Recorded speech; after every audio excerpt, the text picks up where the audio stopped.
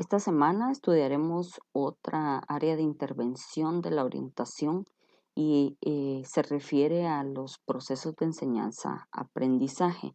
Recordemos que la práctica educativa constantemente sufre cambios debido a las necesidades que se van em, diagnosticando o adquiriendo en el proceso educativo.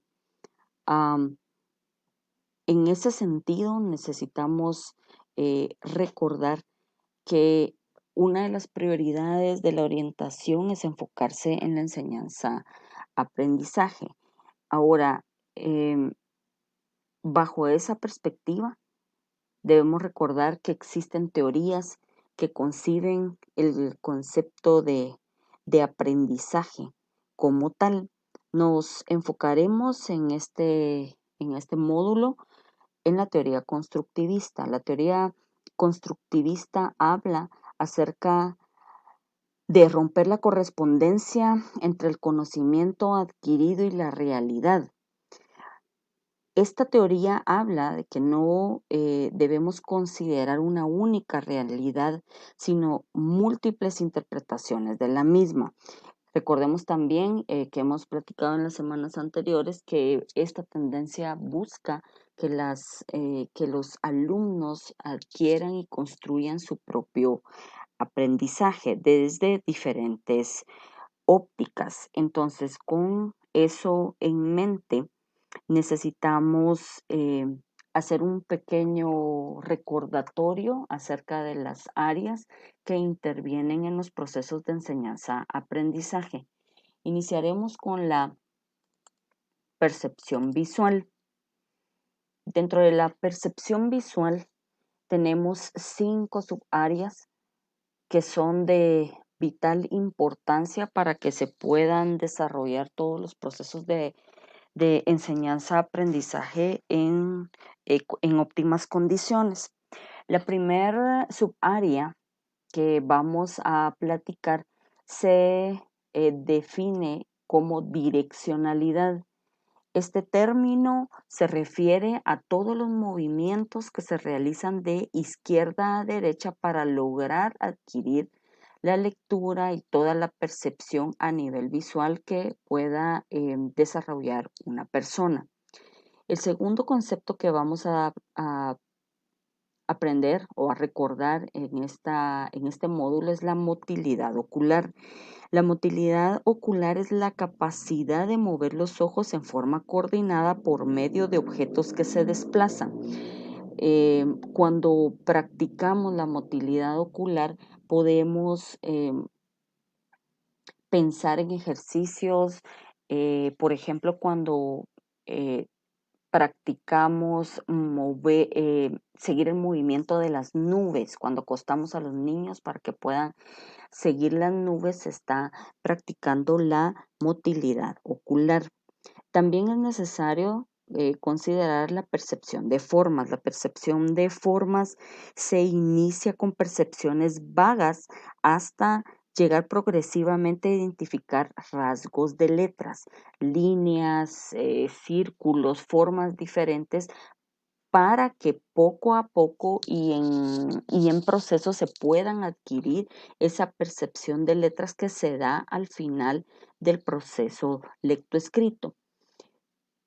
La cuarta subárea de la percepción visual es la memoria visual, pues básicamente esto se refiere a almacenar y recuperar información visual. ¿Y cómo se ejercita esto? A través de actividades donde tenga el niño que recordar objetos que haya visto, que nosotros hayamos presentado también para que él pueda recordar. Y por último, se encuentra el vocabulario visual, que es el área previa a darse todo el proceso de lectoescritura.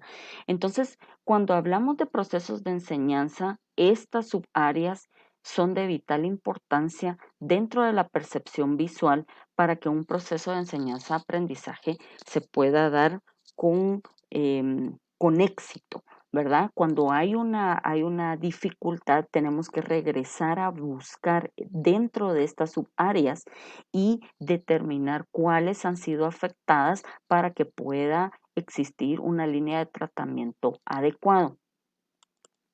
Además, dentro de los procesos de enseñanza se encuentra también íntimamente ligado la percepción auditiva, que es la capacidad de percibir todos los estímulos a nivel auditivos que podamos em, presentar a los alumnos.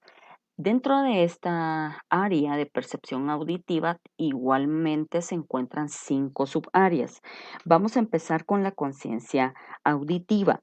La conciencia auditiva se refiere a ser consciente al niño de los sonidos donde está inmerso, en el ambiente donde se encuentra inmerso, y de ahí parte la importancia también de la clase de educación musical y de reforzar este tipo de actividades para que el niño pueda estar consciente del medio donde se encuentra inmerso.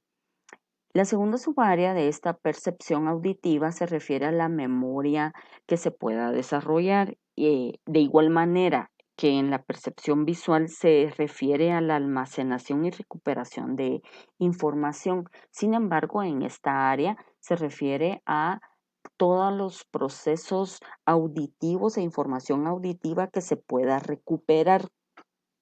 Información de direcciones, nombres,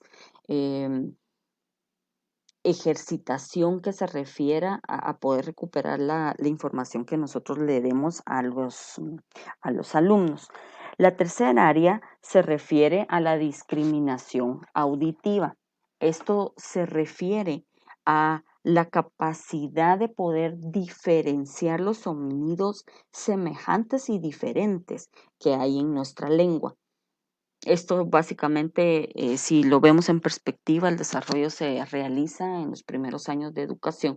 Sin embargo, como les repito, en un tratamiento es necesario ver y determinar cuál de estas áreas es necesario intervenir. La cuarta área de la percepción visual se refiere a los sonidos iniciales. Estos sonidos iniciales dentro de nuestra lectura, que es una tendencia fonética para la enseñanza de la lectoescritura, eh, ini- presentamos los sonidos iniciales de alguna palabra. Sin embargo, es necesario eh, que no se presenten aislados, sino como un todo. Y bueno, ya hay varias tendencias bajo la línea de lectoescritura que se refieren a este tema. Y por último, es necesario también que podamos tener conciencia de los sonidos finales, y de ahí radica la importancia de poder trabajar con los alumnos rimas cuando son pequeños y cuando estamos en tratamiento, porque esto determina mucho el éxito que se pueda dar en todos los procesos de enseñanza, aprendizaje. Entonces hemos estudiado que es necesario desarrollar la percepción visual, la percepción auditiva, y por último vamos a platicar un poco acerca de la estimulación cognitiva. En este sentido, pues ya hay más conceptos que se deben tomar en cuenta, porque estamos hablando de todas los conceptos que se desarrollan a nivel intelectual. Cuando hablamos de conceptos de clasificación, estamos hablando eh, o nos referimos a que todos los objetos pueden ser agrupados. Podemos agruparlos por su forma, por su color, por el tamaño, por su peso, por su olor. Y dentro de esta clasificación podemos formar subgrupos para poder realizar la clasificación. De ahí parte que clasifiquen los juguetes, los colores, las formas, porque estamos estimulando toda esta área cognitiva a través de los conceptos de clasificación.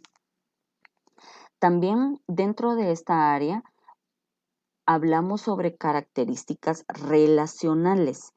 ¿Qué significa este concepto? Que todas las cosas y las personas o los sucesos tienen características relacionales, es decir, grande y pequeño, alto, bajo, largo, corto, volúmenes que se puedan aprender, el peso, todos estos conceptos relacionales y que tienen correspondencia se clasifican dentro de esta característica.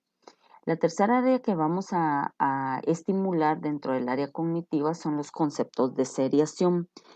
En este sentido, tenemos que recordar que los conceptos de seriación nos indican que todo puede ser ordenado. Podemos ordenar secuencialmente los objetos por su tamaño, por su peso, por su altura, incluso por su color.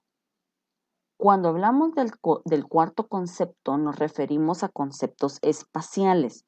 El espacio está formado por distintas cosas y formas. Entonces, cuando nosotros hablamos de este concepto, nos referimos a reconocer las formas básicas de las figuras geométricas, por ejemplo. Y entonces, cuando estamos desarrollando esto, es importante que podamos separar cada una de estas formas iniciales para poder estimular cognitivamente a nuestros pacientes o nuestros alumnos. El siguiente concepto se refiere a los conceptos numéricos. Estos conceptos se refieren a cantidades numéricas que se pueden independizar cuando estamos hablando básicamente de corresponder uno a uno. Cuando hablamos también de poder sumar, de poder restar, de poder multiplicar y de poder dividir, nos referimos a estos conceptos numéricos. El sexto concepto que se maneja en la estimulación cognitiva se refiere a conceptos temporales. Los conceptos temporales se refieren a que todo tiene un orden y ahí es donde reforzamos los conceptos de qué pasó primero, qué pasó después y qué pasó por último, por ejemplo. Entonces, para hacerlo de manera práctica se pueden utilizar historias para poder reforzar este concepto. El séptimo concepto que se maneja dentro de la estimulación cognitiva se refiere a los conceptos de conservación. En este sentido, tenemos que recordar que las sustancias pueden cambiar de forma, pero siempre pueden mantener la misma cantidad. Y el ejemplo básico que se refiere a este concepto es cuando nosotros le pedimos o le indicamos al niño que nos diga en dónde hay más plasticina, si en una barra o en una bolita que podamos nosotros presentarle. Entonces, cuando estamos ejercitando este concepto, podemos tomar en cuenta este ejemplo para que podamos reforzar esa área. Otro ejemplo que podemos citar es saber en qué vaso hay más agua, si en el que es alto y delgado o en el que es bajo y ancho. A esto se refiere este concepto de conservación. Y por último, hablamos de los conceptos del lenguaje funcional. Aquí nos referimos a todo el vocabulario que el alumno pueda adquirir en la estimulación que se le dé para luego ser expresado de una forma clara a través del lenguaje oral. Entonces, hemos estudiado y hemos hecho un pequeño repaso acerca de las áreas que intervienen en el proceso de enseñanza-aprendizaje.